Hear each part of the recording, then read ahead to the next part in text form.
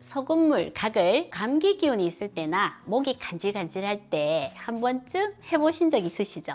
그런데 이게 정말 과학적으로도 효과가 있는 걸까요? 민간요법으로 오랫동안 전해져 왔지만 정확한 원리와 작용을 알고 쓰는 분들은 많지 않으신 것 같아요. 오늘은 소금물 가글이 입과 목 건강에 어떤 영향을 주는지, 제대로 활용할 수 있는지, 피해야 할 상황은 어떤 건지에 대해서 하나씩 정확히 짚어드리겠습니다.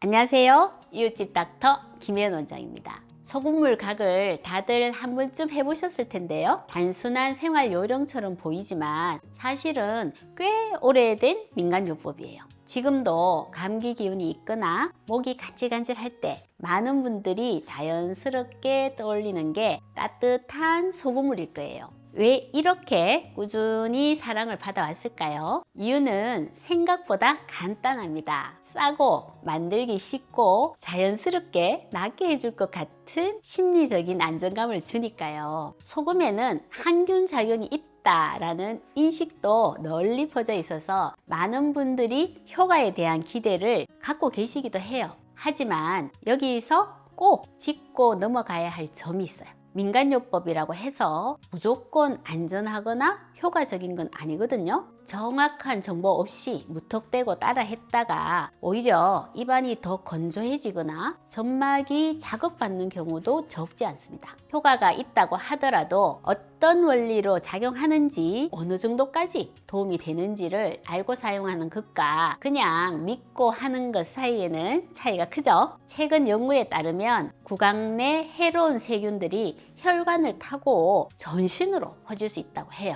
잇몸을 붓게 하는 수준을 넘어서 심장병, 뇌졸중, 치매와 같은 질환과도 관련이 있을 수 있어요. 실제로 치주염균이 치매 환자의 뇌조직에서 발견된 사례도 있고요. 결국 구강 건강은 입안에서만 끝나는 문제가 아니에요. 소금물 가글처럼 염증과 세균을 줄여주는 습관이 전신 건강을 지키는 중요한 출발점이 될 수 있는 겁니다. 단순히 짠물로 헹구는 것 같지만 사실 이 안에는 꽤 복잡한 과학이 숨어 있어요. 소금물 가글이 우리 몸에 긍정적인 영향을 주는 이유, 그 핵심은 바로 균형을 회복시켜주는 작용에 있어요. 잘 알려진 삼투압 효과입니다. 소금이 물에 녹으면서 농도가 높아지면서 염증으로 부어있는 조직에서 체액이 빠져나오게 되죠. 그 과정에서 부종이 줄고 염증 물질도 함께 배출되면서 통증 완화와 회복을 도와줄 수 있어요.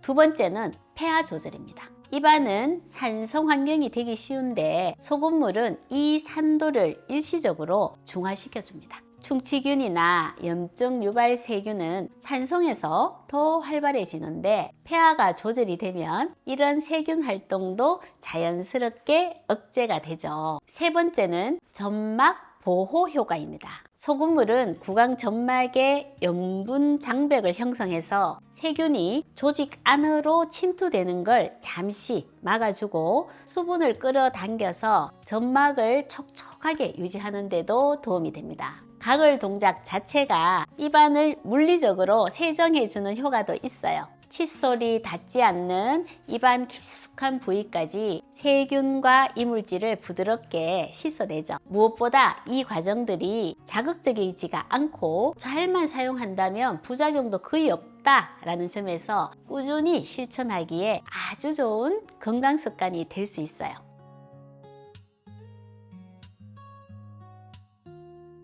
소금물 각을 어떻게 해야 제대로 효과도 보고 부작용 없이 사용할 수 있을까요? 무엇보다 중요한 건 농도입니다. 많은 분들이 짤수록 좋다라는 오해를 하시는데요. 오히려 입안의 점막을 자극해서 건조하거나 따갑게 느껴질 수가 있어요. 일반적으로는 물 한 컵에 소금 4분의 1술, 약 0.9%에서 1% 정도의 희석 농도가 가장 적절하다라고 알려져 있습니다. 요 종이컵 한 컵 정도의 물을 쓰는 게 적절하실 거예요. 요 한 컵이 200cc 정도 되거든요. 소금이 한 1.8g 정도 들어가야 돼요. 소금을 밥숟가락에 평평하게 담고 그걸 4분의 1 했을 때 1.8g 정도 돼요. 일일이 계량하기 힘드시면 손으로 집어보면 한 꼬집 정도 집어서 2번 정도 넣는다 라고 생각하시면 약간 짭짤한 정도의 소금물 농도가 되거든요. 우리 몸의 생리적인 농도와 가장 맞는 소금물 농도다 라고 생각하시면 되겠습니다. 두 번째는 사용 방법이에요. 소금은 따뜻한 물에 완전히 녹이는 게 좋고요. 가글을 할 때는 고개를 살짝 젖혀서 목 깊숙한 곳까지 도달하게 해주는 것이 좋아요. 30초 정도 충분히 헹군 뒤 뱉어내면 됩니다. 물리적인 세척 효과도 있기 때문에 입안 전체에 소금물이 골고루 닿도록 꼼꼼하게 가글해 주세요. 세 번째는 빈도와 지속 시간입니다. 하루에 한 번에서 2번 정도 일정한 시간대에 꾸준히 실천하는 것이 가장 좋습니다. 너무 자주 하거나 진한 농도로 계속 가글을 하면 입안 점막이 손상되거나 입속 유익균의 균형이 깨질 수가 있어요. 어떤 분들에게는 소금물 가글이 조심스럽게 접근돼야 할 수도 있어요. 예를 들어 고혈압이 있거나 나트륨 섭취를 제한해야 하는 분들에게는 가글 후에 뱉어낸다고 하더라도 오히려 나트륨이 흡수될 가능성을 완전히 배제하기는 어렵잖아요. 이러한 경우에는 의료진과 상의 후에 사용하는 것이 안전합니다. 어린이에게 사용할 때는 삼키지 않고 뱉을 수 있는 나이가 된 이후부터 사용하는 것이 좋고, 처음에는 맹물로 가글 연습부터 해보시는 걸 권해드려요. 좋다니까 따라하는 것보다 왜 좋은지 알고 내 몸에 맞게 조절해서 사용하는 것이 더 중요합니다.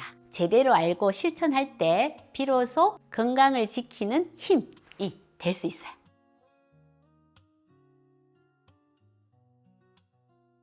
소금물 가글 분명히 효과는 있습니다.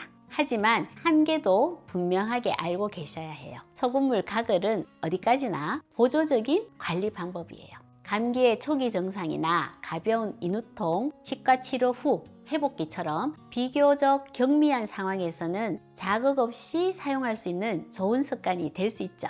하지만 증상이 며칠 이상 지속되거나 통증이 심해지거나 고열과 출혈과 같은 증상이 동반된다면 단순한 자기관리로 해결할 수 있는 범위를 넘어서는 거예요. 소금물 가글만 믿고 시간을 끌기보다는 반드시 병원을 찾아서 정확한 진단과 치료를 받으셔야 합니다. 또 한 가지, 건강 상태에 따라 소금물 가글이 반드시 도움이 되는 건 아닐 수도 있어요.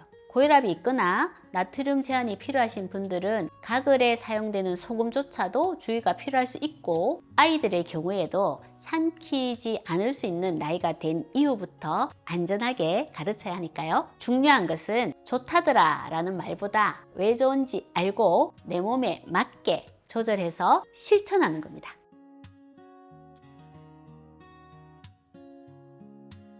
여러분이 스스로 건강을 챙길 때 어떤 습관이 정말 내게 도움이 되는지 판단하는데 제가 작은 안내가 되어 드릴 수 있으면 정말 좋겠습니다. 지금까지 이웃집 닥터 하이메 의원 김혜연 원장이었습니다. 감사합니다.